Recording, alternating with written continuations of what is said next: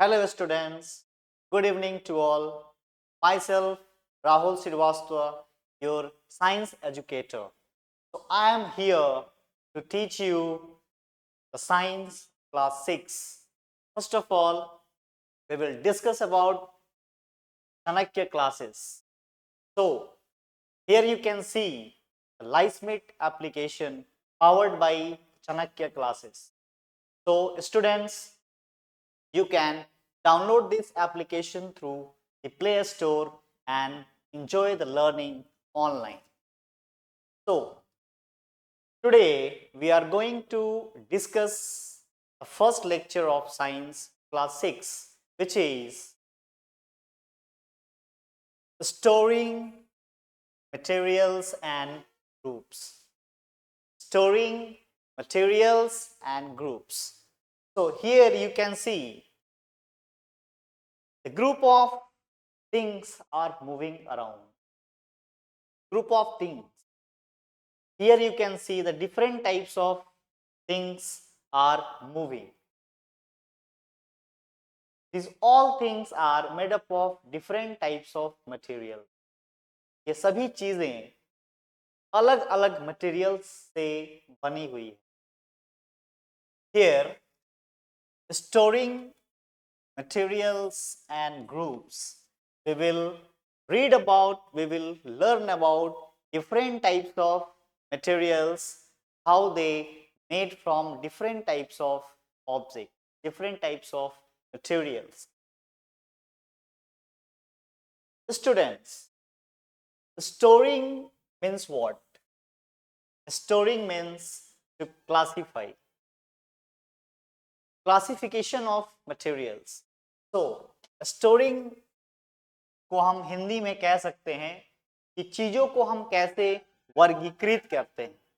चीजों को हम कैसे वर्गीकृत करके सेपरेट बांट सकते हैं. हम किसी भी मटेरियल्स को कैसे क्लासिफाई करेंगे. How we store it, how we storing materials and groups. Storing means what? You can see that figure different types of objects are there which is made up of different types of materials.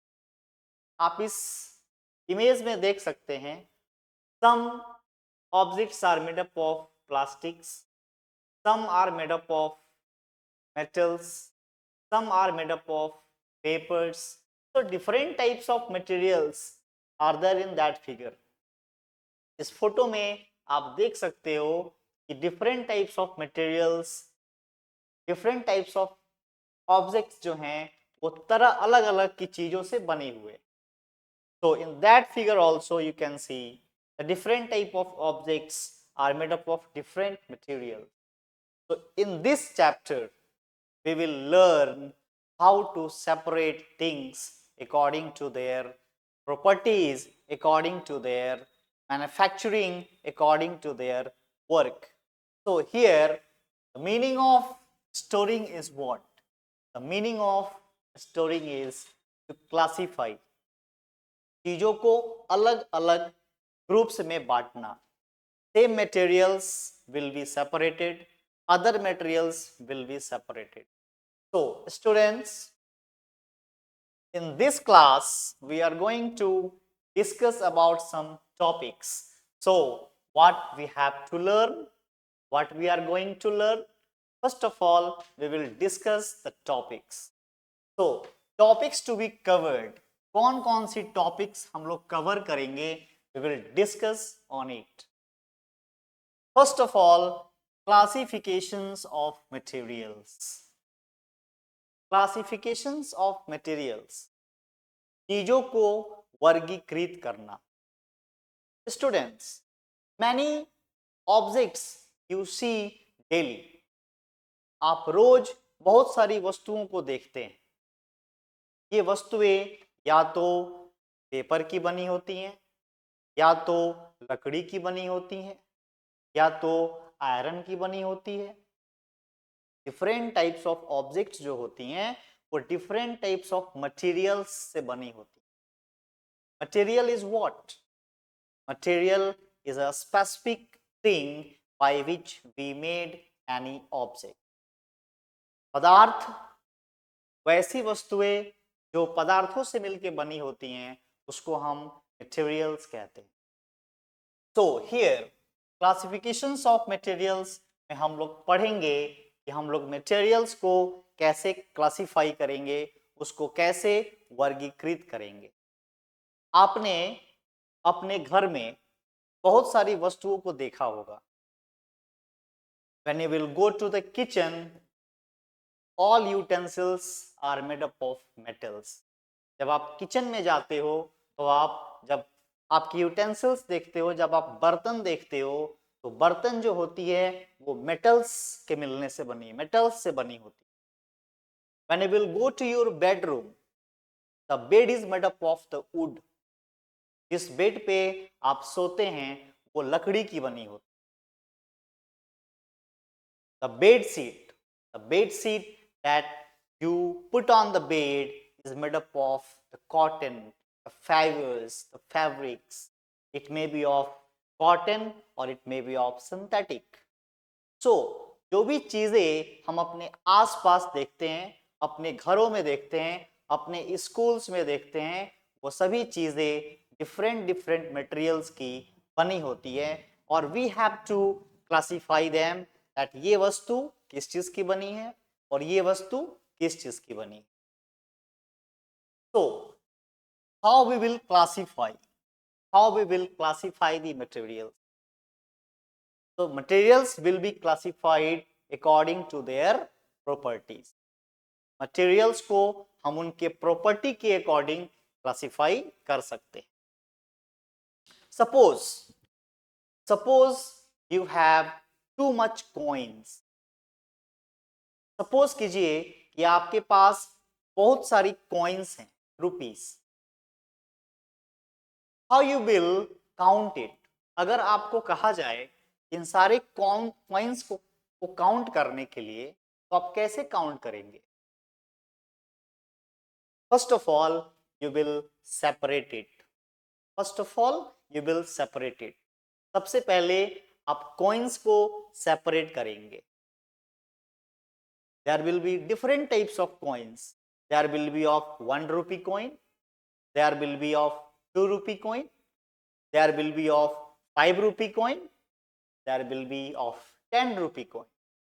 So when you will count, what you will do first? सबसे पहले आप क्या करोगे? You will separate the 1 rupee coin together.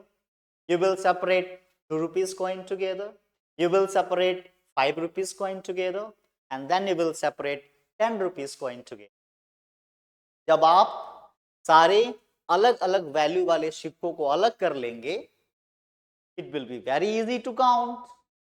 That will be very easy to count. उसके बाद आप total amount of coins को आराम से ऐड कर पाएंगे कि आपके पास कितने सारे coin. So how we separated? We separated according to the value of the coin. हम लोगों ने क्या किया? आप लोगों ने कॉइन के साथ क्या किया?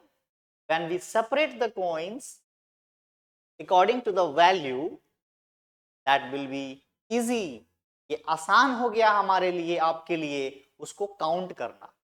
So that is the importance of classification and why we do classify the objects. So classification of materials is very important. Classifications of materials is बहुत जरूरी है क्योंकि आप जब मटेरियल्स को क्लासिफाई करते हैं तब आप उसके बारे में अधिक जानकारी ले पाते हैं. So we will discuss the importance of classifying things. Why it is important to classify? चीजों को, वस्तुओं को, मटेरियल्स को क्लासिफाई करना क्यों जरूरी है? Why it is important? So because we have to know more and more about each and every material. So when we will discuss, when we will study in detail, they are needed to separate one and a specific material. So the importance of classifying thing is what? That means suppose कि आप किसी school में जाते हैं और आपको कोई specific book पढ़ने का मन है, and where you will go? You will go to a library. आप कहाँ जाएंगे? आप लाइब्रेरी में जाएंगे। And I will go to a library to ask librarian to give me a science book of class 6. So you will tell to the librarian, आप librarian से कहेंगे कि मुझे क्लास 6 की साइंस बुक दीजिए, मुझे पढ़नी है। Then immediately the librarian will go to the library and he knows where is the book of science of class 6 because he has classified them. Because librarian ने क्या किया है, उसने सारी बुक्स को क्लासिफाई करके रखा है।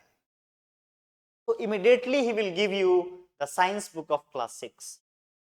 वो आपको तुरंत क्लास 6 की साइंस बुक देगा because he know where it is kept, because he has classified it. Librarian आपको तुरंत 6 क्लास की बुक निकाल के देता है क्योंकि उसने क्या किया है, उसने उस बुक को क्लासिफाई कर दिया अकॉर्डिंग टू द क्लास। तो हम चीजों को क्या कर सकते हैं, उनकी प्रॉपर्टी के अकॉर्डिंग उनको हम सेपरेट कर सकते हैं, उसकी वैल्यू डिफरेंट कर सकते हैं compare to other objects. So students, that's why the importance of classification very important. So the importance of classifying things is very important to know more about the specific material. किसी भी material के बारे में अधिक जानकारी लेने के लिए, उसके बारे में पता करने के लिए सबसे पहले हमको क्या करना होता है, उसको क्लासिफाई करना पड़ता है।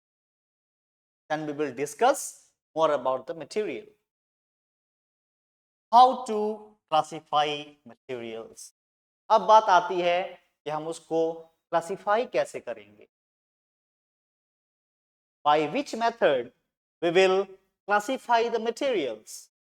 Because we have many materials in our houses, in our schools, outside of house, inside of house. There are several materials. बहुत सारी materials हम देखते हैं।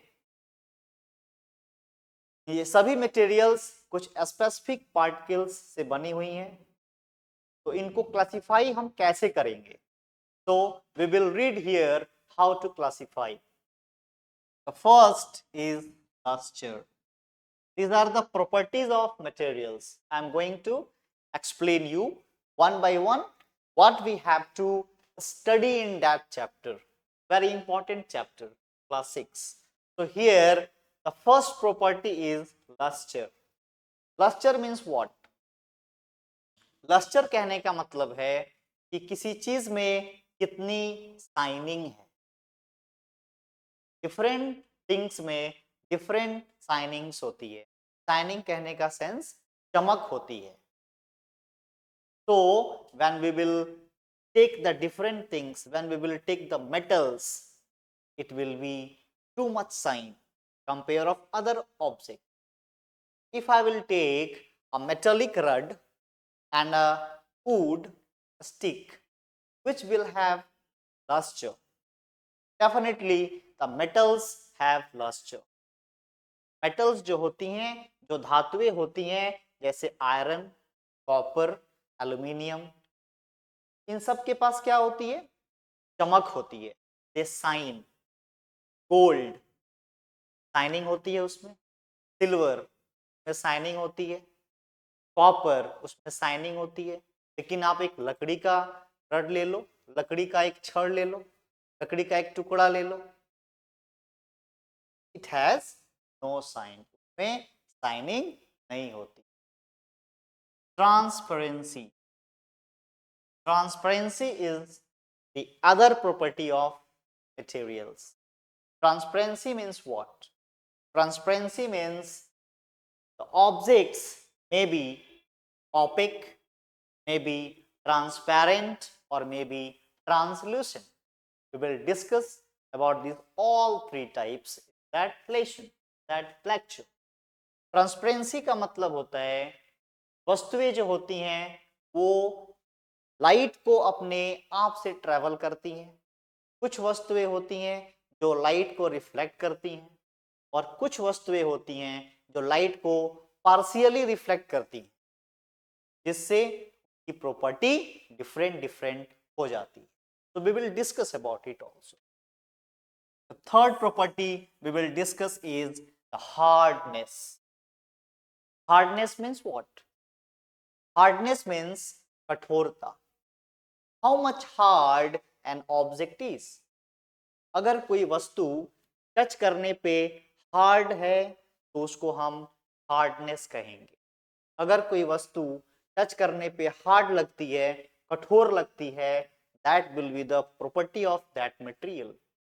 अगर आप कोई स्टोन लेते हैं, if you will take a stone on your hand and you will touch it, definitely it will feel hard. कठोर दिखेगा आपको. कोई भी स्टोन, कोई भी पत्थर जब आप लेते हैं तो वो आपको कठोर दिखती है. That will be the property of that stone. So we will discuss about hardness also. Now ductility and malleability. So we will discuss about ductility also and malleability. What is ductility and what is malleability? Ductility means what? Ductility means आप किसी metal को पीट के फैला सकते हैं. When we will harm, we will expand it. When we put hammer on that metals, the metals can expand. धातुओं को पीट के आप उसकी शीट्स बना सकते हैं, उसको आप फैला सकते हैं. Which property is known as ductility. Malleability is also an property by which we can make thin wires of the metal. आपने कॉपर वायर देखा होगा, आपने एल्युमिनियम वायर देखा होगा. तो how they come in that shape? हमने उस metal को इतना पतला कैसे कर दिया? Because this metal has property to be malleable.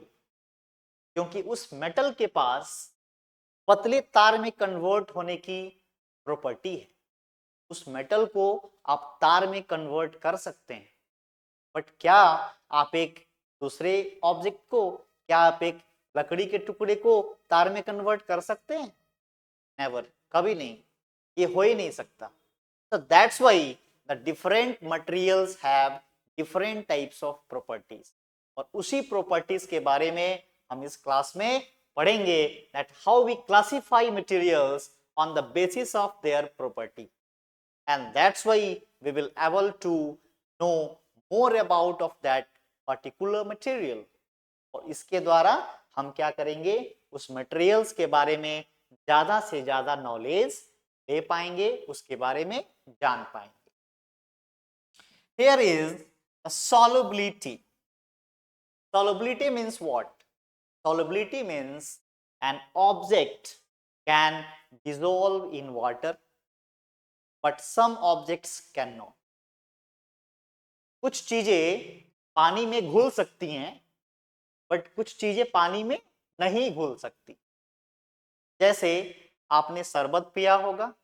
What you do? You take water in the glass. आप ग्लास में पानी लेते हैं, उसमें शुगर डालते हैं और स्ट्रॉ से उसको मिक्स करते हैं.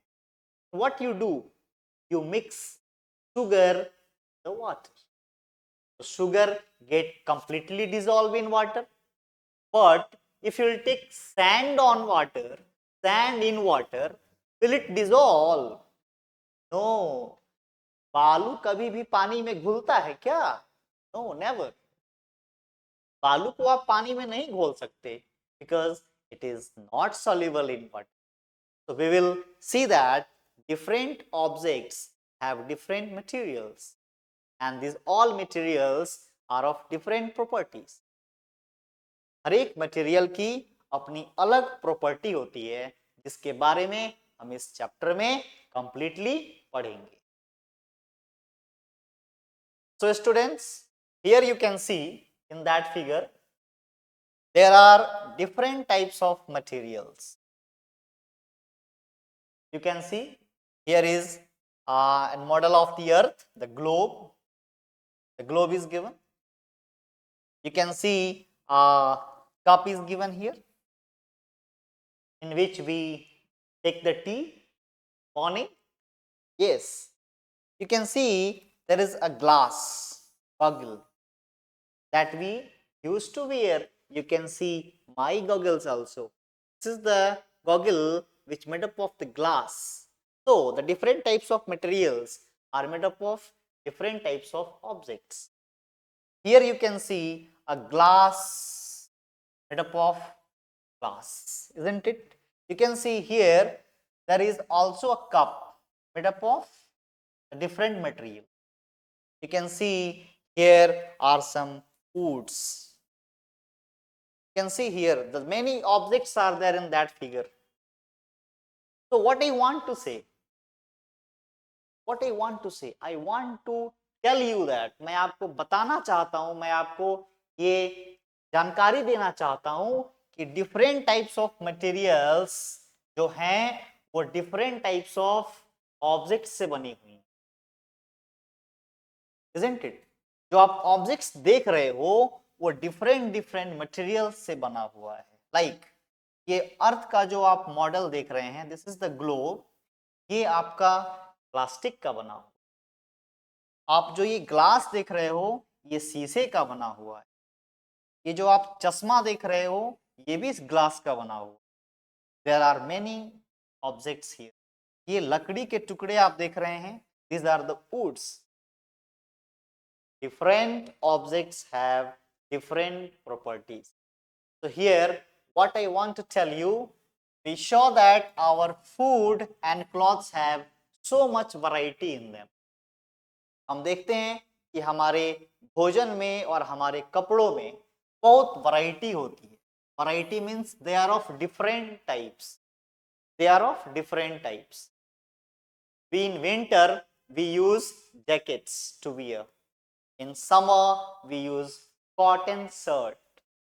So these all fibers are of different types because they are made up of different materials.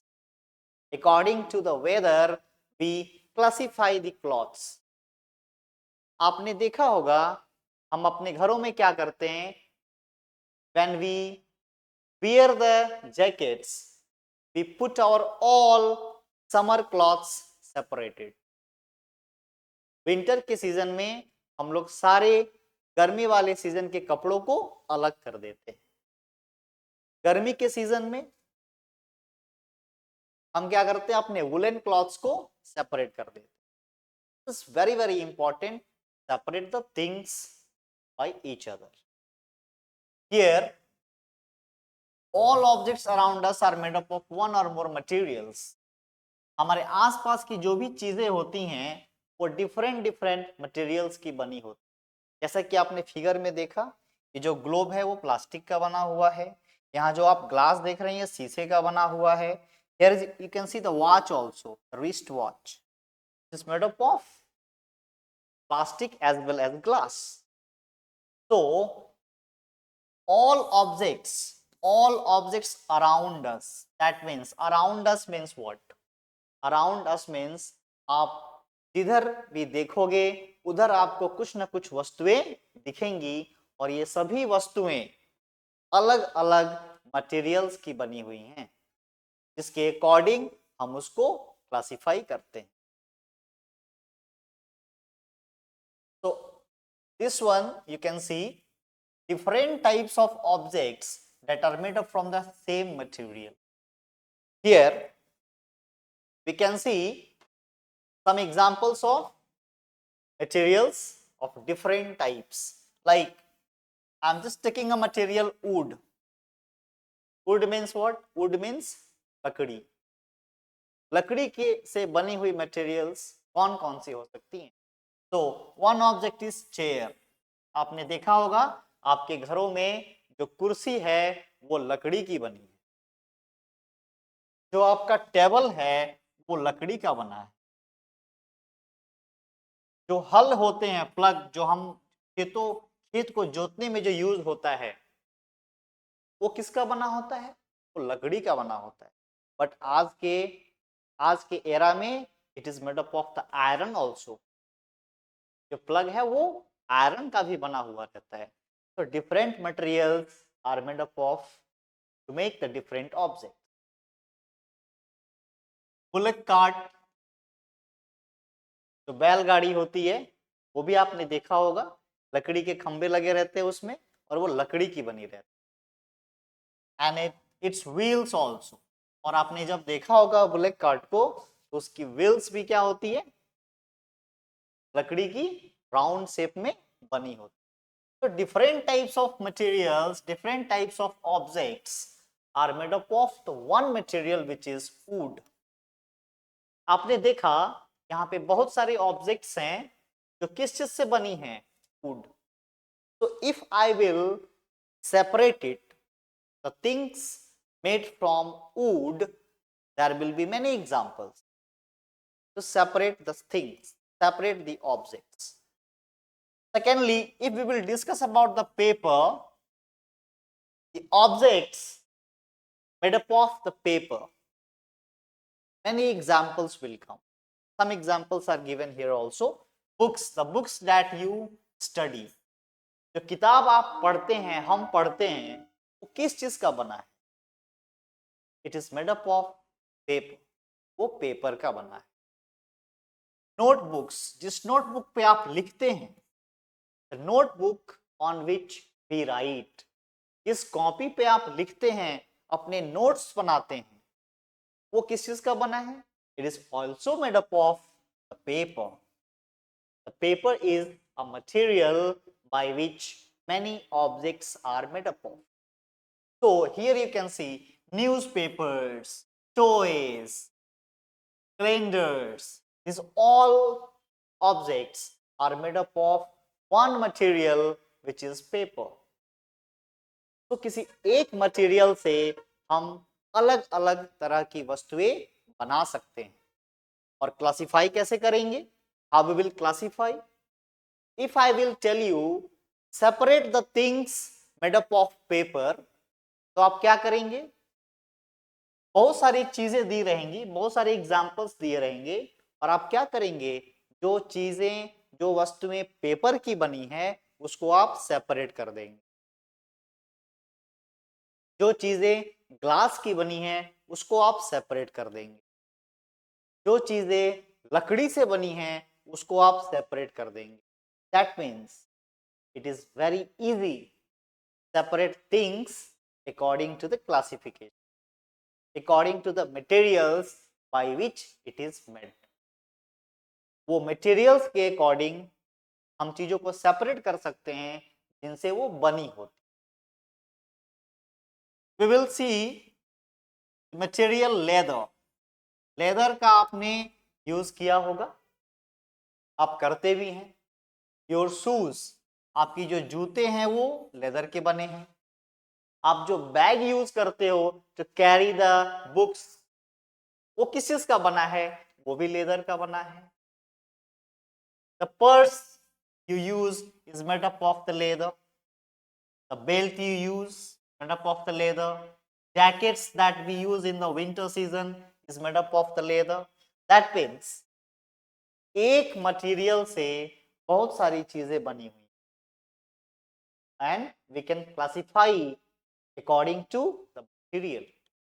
So here you can see also plastics, the very common material, very common material. आजकल हमारे घरों में 80%, 80 to 90% चीजें जो हैं वो plastics की बनी है। There are many examples of objects made up of plastics. So students, according to the material by which the objects are made, we can separate them. हम उनको separate कर सकते हैं, हम उनको classify कर सकते हैं, हम उनको store कर सकते हैं, हम उनको sort कर सकते हैं, isn't it? So why is needed of sorting materials? So we need to classify them, we need to sort them for advanced study about it. के बारे में ज्यादा नॉलेज लेने के लिए उसके बारे में अधिक जानकारी लेने के लिए हम चीजों को क्या करते हैं, क्लासिफाई करते हैं, उनको अलग अलग ग्रुप्स में बांटते हैं। Cotton, here you can see cotton.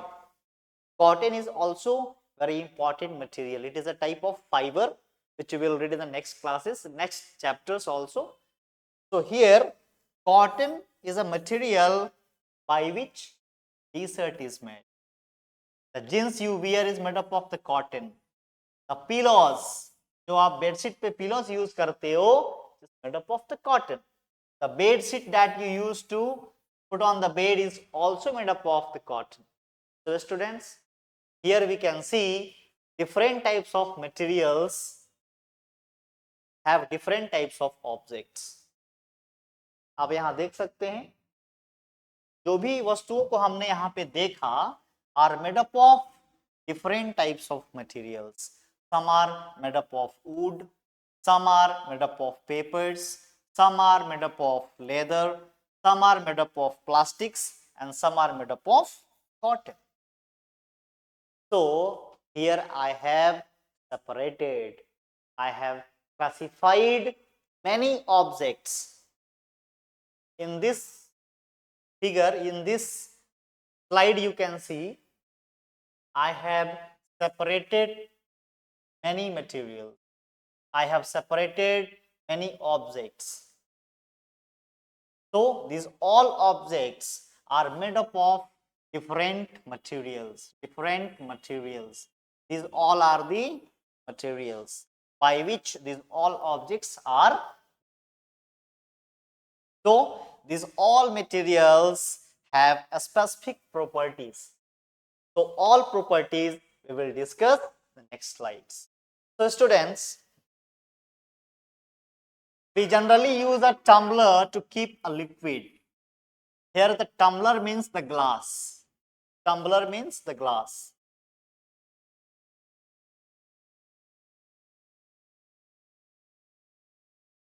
Tumbler means what? Tumbler means glass. Glass जो आप ग्लास पानी पीने में यूज करते हैं उसको हम टम्बलर बोलते हैं. So we generally use tumbler to keep liquid. Generally हम क्या करते हैं, लिक्विड्स को रखने के लिए टम्बलर का यूज करते हैं या किसी कंटेनर का यूज करते हैं. But here in this figure you can see this girl is putting that water in a cloth tumbler. ये क्या कर रही है, ये वाटर को एक कपड़े के टम्बलर में रख रही है. Is it good to do? क्या ऐसा करना सही है? No, the water will get down. ये सारे पानी क्या होंगे, यहां से गिरने शुरू हो जाएंगे. बिकॉज क्योंकि कपड़ा पानी को स्टोर करके नहीं रख सकता. पानी को रखने के लिए हमें हमेशा एक टम्बलर की यूज पड़ेगी या किसी कंटेनर की. So in this figure you can see this girl is putting the water into cloth tumbler, which is which tumbler? The cloth tumbler, isn't it? Here metal we have to, a tumbler cannot be made from cloth. एक tumbler जो है कभी भी कपड़े का नहीं बन सकता, क्योंकि हम उसमें क्या करते हैं, लिक्विड्स को रखते हैं. लिक्विड्स को रखने के लिए हमें किसी ना किसी कंटेनर की या फिर टम्बलर की जरूरत पड़ती है. तो for that what we have to do, we need a tumbler made up from glass. हमें किस चीज की जरूरत पड़ेगी, टम्बलर के लिए हमें ग्लास की जरूरत पड़ेगी. So you can see the importance of the material. Here glass is very important to keep water in it. To keep water in it. We cannot put water in a cloth tumbler. हम कपड़े का use पानी रखने के लिए नहीं कर सकते. हमें जब भी पानी रखना होगा हम एक ग्लास की यूज करेंगे जिसको हम टम्बलर बोलते हैं. तो this is the tumbler. Plastics का हम यूज कर सकते हैं, पानी रखने के लिए हम प्लास्टिक का ग्लास भी यूज करते हैं। We use plastic glass also, we use metals also, we use metals to put the water, we use metallic glass, metallic container, वैसे ग्लासेस जो धातुओं की बनी हो। स्टील का ग्लास आप यूज करते हो, आप कॉपर का भी ग्लास यूज कर सकते हैं। बट क्या आप कपड़े का ग्लास यूज करेंगे? Cloth will never take water in it, it will flow. So every material has its a specific property. So here you can see, or other such materials that will hold water. So many other materials can hold water, but cloth never will hold water in it. So the different materials have different properties. अलग अलग materials का अलग अलग property होता है। Similarly, it would not be wise to use paper-like materials for cooking vessels. क्या आप paper द्वारा बने बर्तन में खाना बना सकते हैं? नेवर। पेपर क्या होगा? पेपर जल जाए। तो पेपर की अपनी प्रॉपर्टी है और मेटल्स की अपनी प्रॉपर्टी। तो different type of objects have different types of properties because they are made up of different types of material. अलग अलग वस्तुओं की अलग अलग विशेषताएं हैं, क्योंकि वो जो वस्तुएं हैं वो डिफरेंट डिफरेंट मटेरियल्स से बनी हुई हैं और हम क्या करते हैं, उनको क्लासिफाई करते हैं कि वर्क के अकॉर्डिंग, उनकी प्रॉपर्टीज के अकॉर्डिंग हम उसको क्लासिफाई करते हैं। ये पेपर है, इस पे हम कुछ और काम करेंगे, we can not cook on that paper. ये मेटल है, इसमें हम लोग खाना पका सकते हैं, पानी को होल्ड कर सकते हैं, क्योंकि ये इसकी प्रॉपर्टी है, ये उसको होल्ड करेगा। लेकिन एक कपड़ा कभी पानी को होल्ड नहीं करेगा, क्योंकि वो उसकी प्रॉपर्टी ही नहीं है। So according to property of the objects, we will separate it, we will classify them. We choose a material to make an object depending on its properties. Here the very important word, properties. प्रत्येक object की अलग अलग अपनी अपनी properties होती और उस property के अकॉर्डिंग हम उसको क्लासिफाई करते हैं, and the purpose for which the object is to be used, और उसके अकॉर्डिंग हम उसका यूज करते हैं। तो students, it should be clear that every object have its own property. प्रत्येक ऑब्जेक्ट्स की अपनी अलग प्रॉपर्टी होती है, जिसके अकॉर्डिंग उसको हम क्लासिफाई करते हैं, उसके बारे में पढ़ते हैं। So we will discuss some property here. The first property we are going to discuss is luster. Luster का मतलब होता है चमक। Luster means होता है चमक।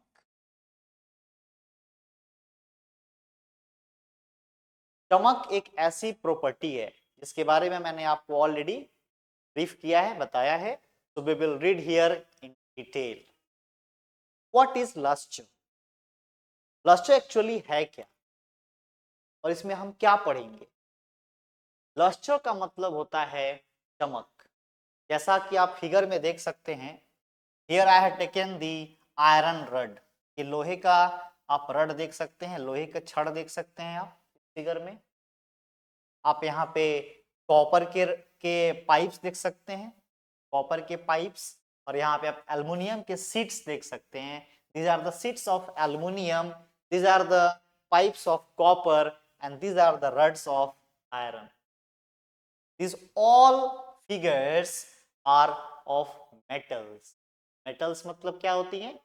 धातुएं।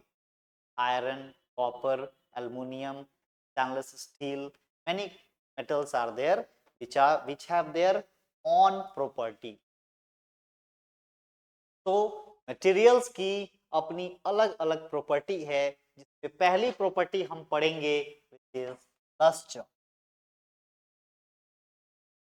According to luster, we can separate the objects. Like when we will talk about some precious metals, the metals by which we can form the ornaments.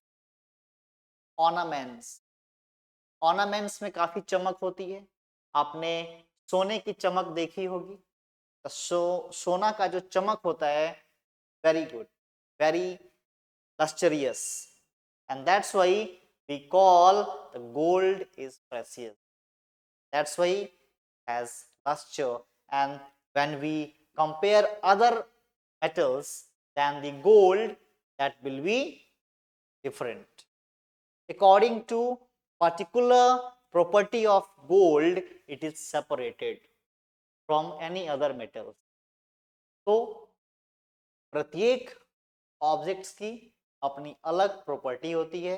यहाँ पे आप देख सकते हैं कि आयरन जो है वो अलग कलर का है, कॉपर जो है उसका कलर थोड़ा सा रेड है, और जो एल्युमिनियम है उसका कलर थोड़ा सा वाइट है। तो lustre means what? Lustre means चमक। ऑब्जेक्ट्स को उसकी लस्टर के अकॉर्डिंग हम सेपरेट कर सकते हैं। Objects will be separated according to the luster. Luster means how shine they are. उसमें कितनी चमक है। So if any object has luster, that will be of metal, and that is a property of metals. धातुओं से बनी हुई वस्तुओं की प्रॉपर्टी है कि उसमें क्या होता है, उसमें लस्टर होती है, उसमें चमक होती है। Materials usually look different from each other. आप देख सकते हैं आयरन रड को, आप देखिए, this color is different from this color. This is partially red, but this iron rod is brown. You can see that aluminum sheets are white. So all metals have different colors. So materials usually look different from each other. Wood looks very different from iron. क्या आपने लकड़ी को देखा है? Yes. लकड़ी की जो shape और कलर होती है वो आयरन से काफी अलग होती है। जो लकड़ी की प्रॉपर्टी है वो आयरन की प्रॉपर्टी से टोटली डिफरेंट है, अलग है। तो every material has its on property. प्रत्येक मटेरियल की अपनी अलग प्रॉपर्टी होती है, जिसके अकॉर्डिंग हम उसको क्लासिफाई करते हैं। Iron appears different from copper. Here you can see iron rod is looking different from the copper or aluminum. These three figures are different. The color of that figures are also different because they are made up of different materials. They all are metal, but that is the iron, that is the copper, that is the aluminum. So there may be some similarities between iron, copper and aluminum that are not there in wood. इनमें कुछ similarity हो सकती है because they are of metals. इनका एक group क्या है? They are of metals. लेकिन इनकी प्रॉपर्टी क्या होगी?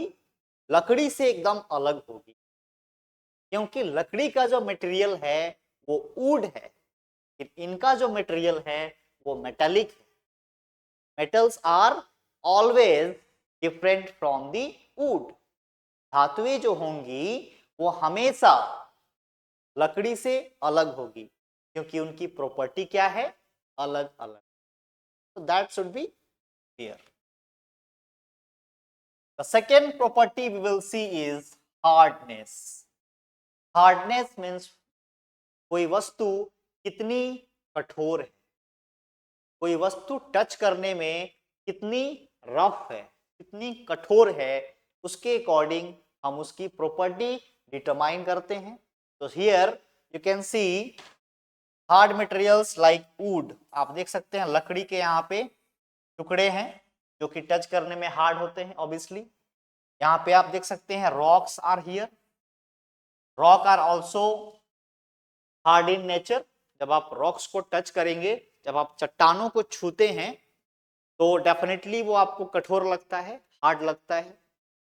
आयरन, जब आप लोहे को छूते हैं वो भी आपको क्या लगता है, हार्ड लगता है।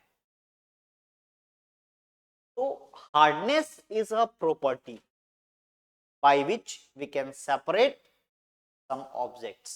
So here in that slide there are three examples of hard materials. You can see hard materials, the materials which are hard in appearance.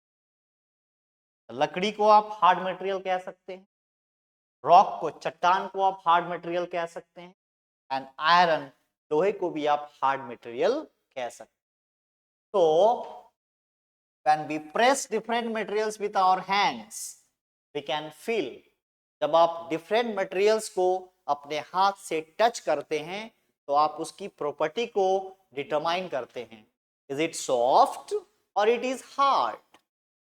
When you will touch the objects you will determine its property, ये soft है या hard है।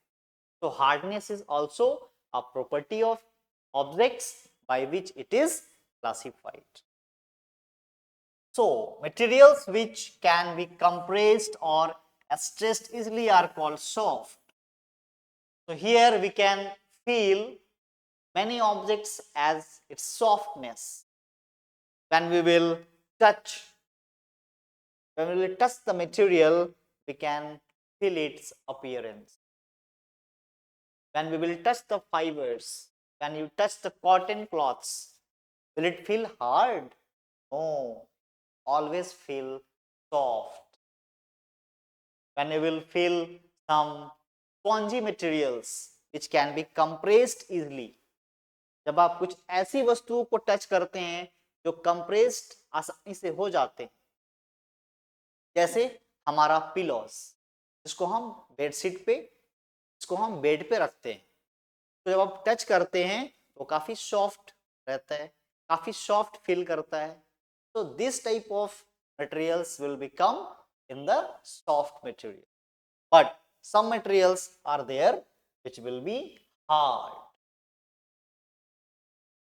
different to compress and called hard. For example, cotton or a sponge is a soft while iron is hard. क्या देखिए, cotton से बनी हुई चीजें जो होंगी वो ऑब्वियसली सॉफ्ट होंगी, because cotton is a soft material.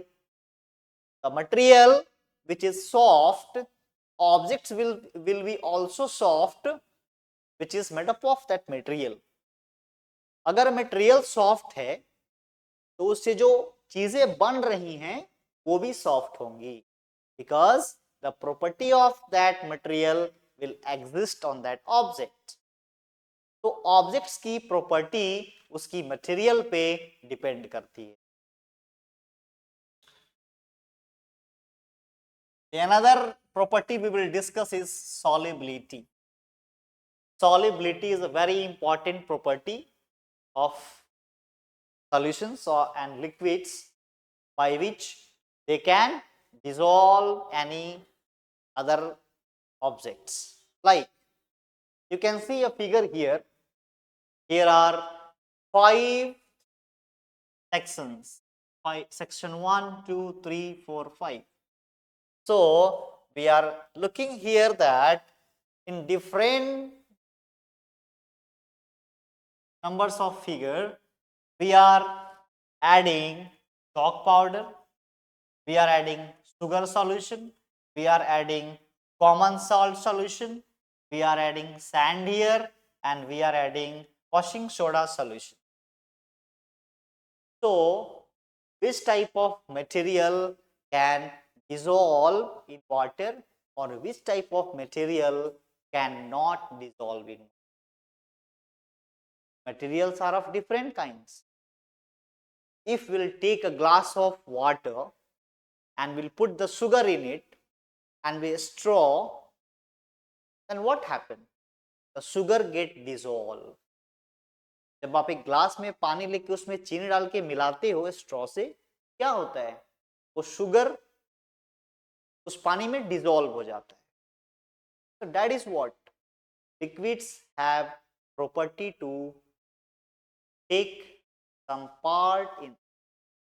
Liquids have tendency to dissolve some other object. Like water has property dissolve. Water has property to dissolve some soluble materials. Materials are also of different types. Some materials are soluble and some are not.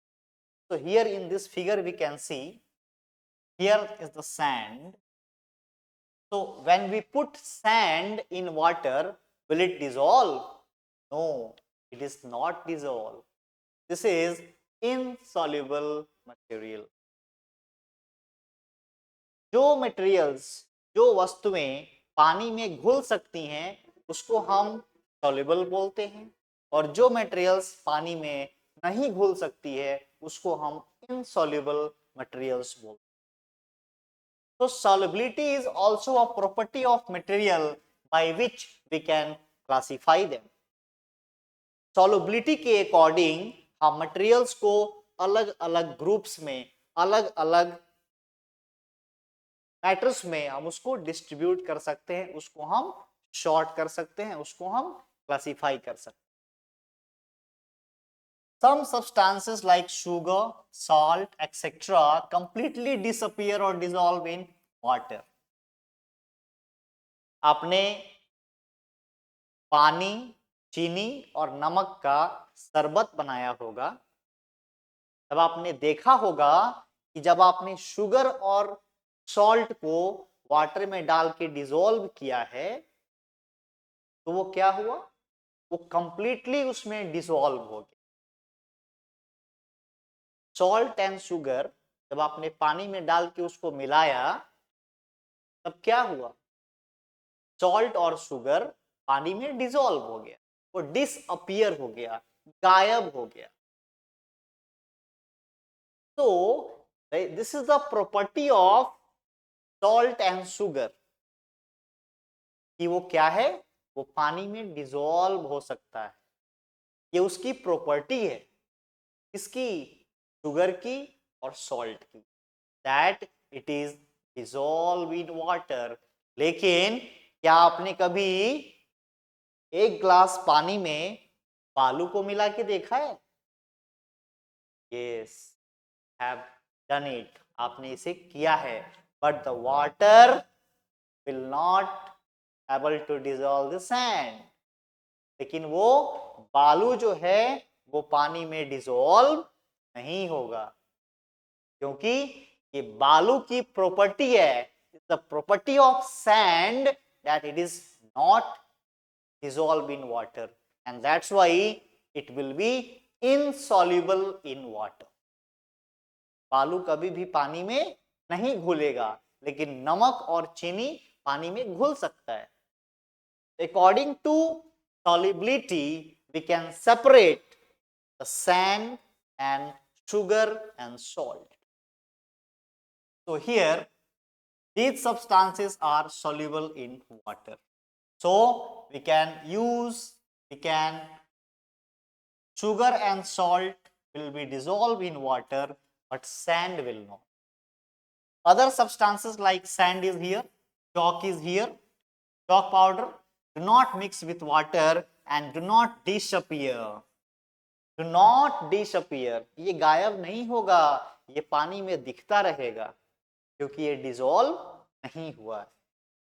Even after we stirred long time, कितना भी देर तक आप उसको मिलाते रहोगे, it will not dissolve, क्योंकि वो उसकी प्रॉपर्टी ही नहीं है. सैंड की ये प्रॉपर्टी ही नहीं है कि वो पानी में डिसॉल्व हो जाए, because it is an insoluble substance. These substances are soluble in water. Water plays an important role in the functioning of our body because can dissolve a large number of substances. तो पानी क्या कर सकती है, मैंने बताया आपको, ये पानी की प्रॉपर्टी है कि पानी क्या कर सकता है, वो चीजों को अपने में डिसॉल्व कर सकता है। That is the property of solubility. So some liquids like vinegar, lemon juice, etc. completely mix with water. कुछ चीजें होती हैं जो पानी में completely मिल जाती हैं, but कुछ चीजें होती हैं जो उसमें completely नहीं मिलती। जैसे अगर आप पानी में ऑयल डाल दोगे, if you mix the oil in the water, the oil will come on the surface of water because the oil is not soluble in water. In the here in this figure you can see a layer of oil will settle up in the water. आप देख सकते हैं इस figure में, very clear figure is there. इस figure में आप देखिए ये ग्लास जो है ये पानी से भरा हुआ है, जिसमें आपने क्या किया है, we are trying to mix the oil. हमने इसमें ऑयल को मिक्स करने का प्रयास किया है, but the oil will not mix this water. ये जो ऑयल है ये इस पानी में मिक्स नहीं होगा। क्यों? क्योंकि ये ऑयल की प्रॉपर्टी ही नहीं है कि ये वाटर में मिक्स हो जाए। इसकी प्रॉपर्टी मिक्सेबल नहीं है, is insoluble in water. So that is why these liquids are immiscible in water. So these liquids are immiscible in water, will not dissolve in water. Some gases are shoot in water whereas others are not. कुछ gases हैं जो soluble हैं, usually has a small quantities of some gases dissolve in it. For example, oxygen gas dissolved in water is very important for the survival of animals and plants that live in water.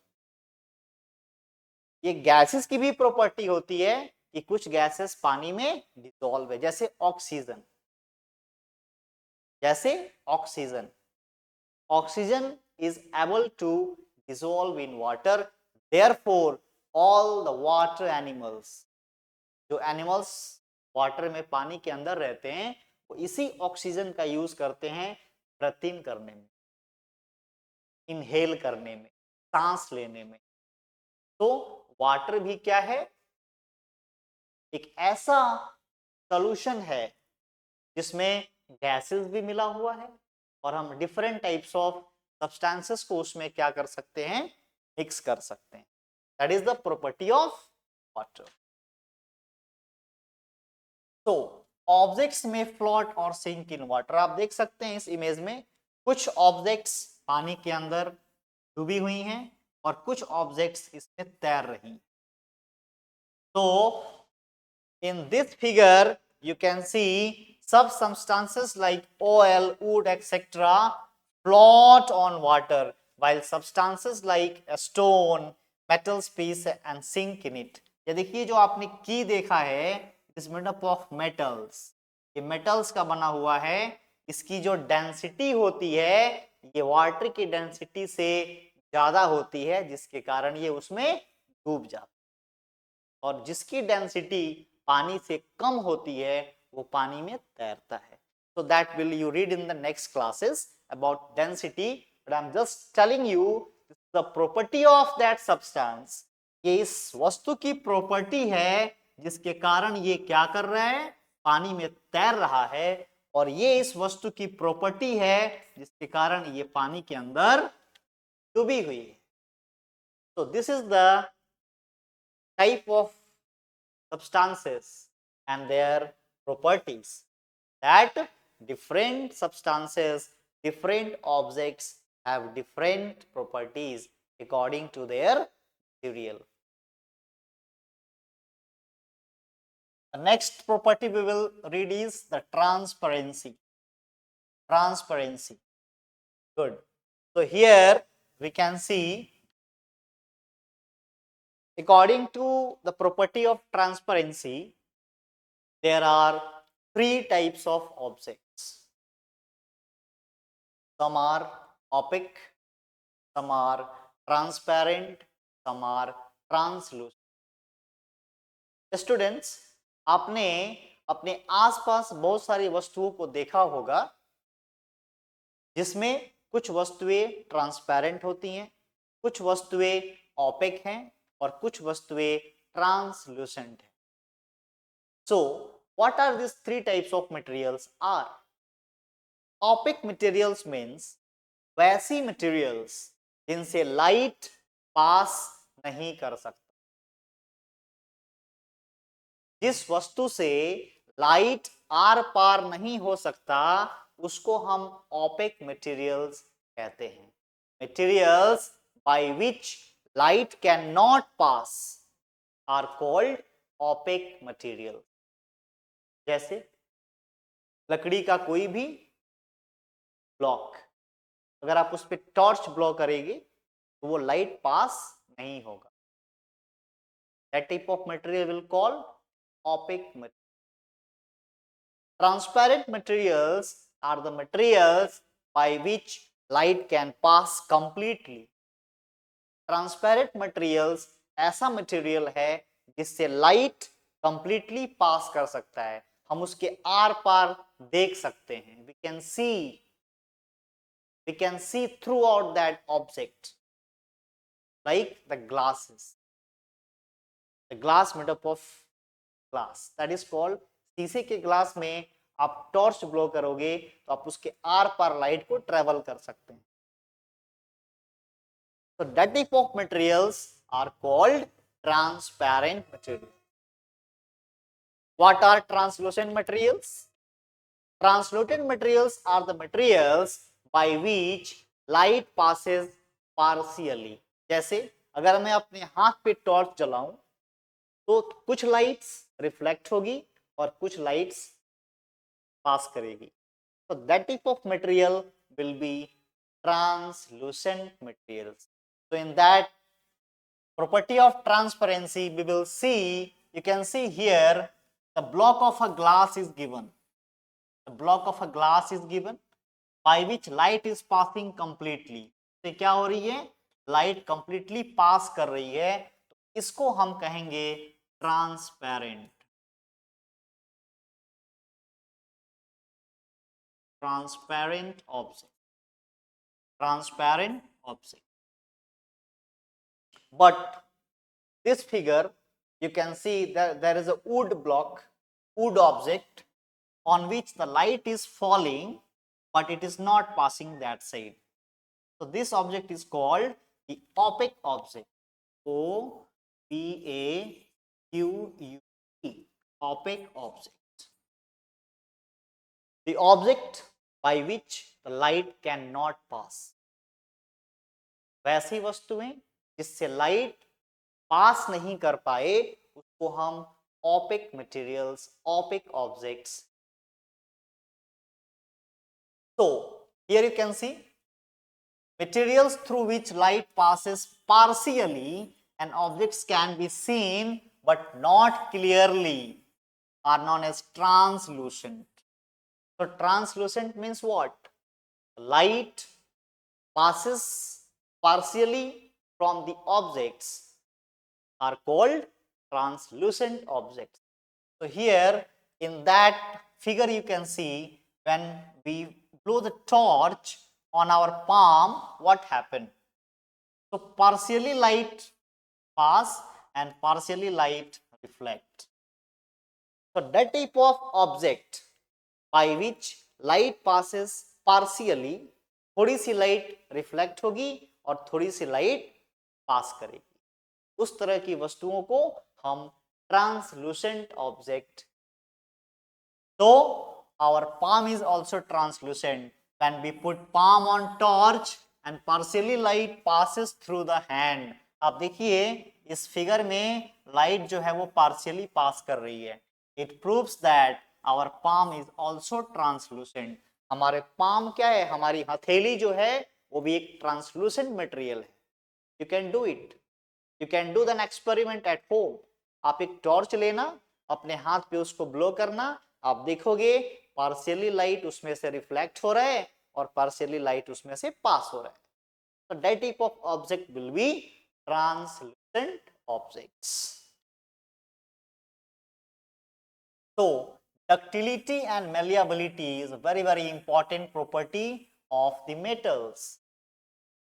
जैसा कि मैंने आपको introduction में बताया, we will discuss about all the properties in detail. So now we are going to read about ductility and malleability. So here ductility. Ductility means what? आप किसी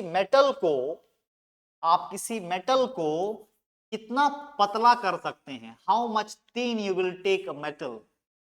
किसी metal को आप कितने पतले वायर्स में कन्वर्ट कर सकते हैं.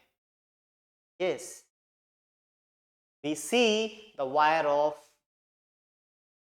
aluminum, we see the wire of copper. हमारे घरों में जो इलेक्ट्रिसिटी दौड़ती है, जो वायरिंग हमारे घरों में होती है, उसमें आपने देखा होगा कि हम वायर्स का यूज करते हैं. तो किस चीज का बना होता है? जो मेटल कॉपर का या तो एल्युमिनियम का बना होता है. तो ये प्रॉपर्टी है कॉपर की और एल्युमिनियम की कि हम उसको थिन वायर्स में कन्वर्ट कर सकते हैं. It is ductile. Ductility means what? How much thin we can put it, we can keep it. That means a material ability to deform under tensile stress or stretching. Stretching मतलब उसको आप कितना फैला सकते हैं. How much stretch you can put on it. That property is called ductility of the metals. And usually use the metal copper and aluminium to make its thin wire. पतली पतली तारे बनाने के लिए हम इस मेटल्स का यूज करते हैं, जो कि इसकी अपनी प्रॉपर्टी है, the property of ductility. A ductile material can be stretched into a wire. किसी डक्टाइल मटेरियल को आप स्ट्रेच करके उसकी तार, लंबे लंबे तार बना सकते हैं. You can see here I have taken the metal of copper. This copper metal which is converted to the thin wire. You can see here this metal is converted to the thin wire. इस metal को हम क्या कर सकते हैं? पतली पतली तार में कन्वर्ट कर सकते हैं, जो कि इसकी प्रॉपर्टी है. Malleability is the other property. Malleability means what? Metals are also malleable.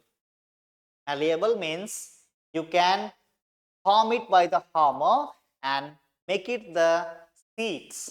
आप metals को पीट के, उस पे hammer से पीट के उसको आप उसकी sheets में convert कर सकते हैं. In this figure you can see by the using hammer on that metal we can make the sheet of plate. Figure में आप देख के समझ सकते हैं, जब हम मेटल पे हामर्स से फोर्स डालते हैं, जब इसको हम पीटते हैं तो ये चादर में कन्वर्ट हो जाता है, मेटेलिक प्लेट्स में कन्वर्ट हो जाता है, which is called the malleability. That a material's ability to deform under compressive, that is what? इसको कंप्रेस करके, दबा के, उस पे हार्म करके, उसको स्ट्रेच करके आप क्या कर सकते हैं? स्ट्रेस देके और hammering a malleable material can be hammered into a thin sheet. तो आप सीट में कन्वर्ट कर सकते हैं. That is the property of metals. The malleability is also a property of metals. So according to that, we can separate it, we can classify it, we can sorting it, we can store it. Okay. Here you can see इस एक shop दिखाया गया है इस figure में, आप देख सकते हैं. That is the importance of classification. Importance of classification. sorting things into groups. That was our lesson. That was our chapter's name. So, why it is important to sorting materials? It is important to sorting materials because in this figure you can see there is arrangement of different types of things. The oil is taken here, the flowers are taken here, all the snacks are taken here, all the other items, the soaps or biscuits are taken here, all the accessories are taken here. That means he had separated all things in different parts. That means इस shopkeeper ने क्या किया है, different types of materials को different categories में बांट के separate किया है. And even I will tell him to give me a snacks. Quickly he will go to that side and he will give me. That is the usefulness of classification. Classification करने का यही उद्देश्य है कि हम particular object को easily find कर सकते हैं, उसके बारे में समझ सकते हैं, उसके बारे में नॉलेज एक्वायर कर सकते हैं. So students, there is another reason why we find such grouping useful. Dividing materials into groups make it convenient to study about. मैंने कहा कि चीजों को आप क्लासिफाई करके उसके बारे में ज्यादा से ज्यादा समझ सकते हैं, जान सकते हैं. That is the importance of classification. So students, so in this class we have studied the different types of materials and their property. According to the properties, the different types of materials are classified into different types of objects. So students, thank you so much for attending the class.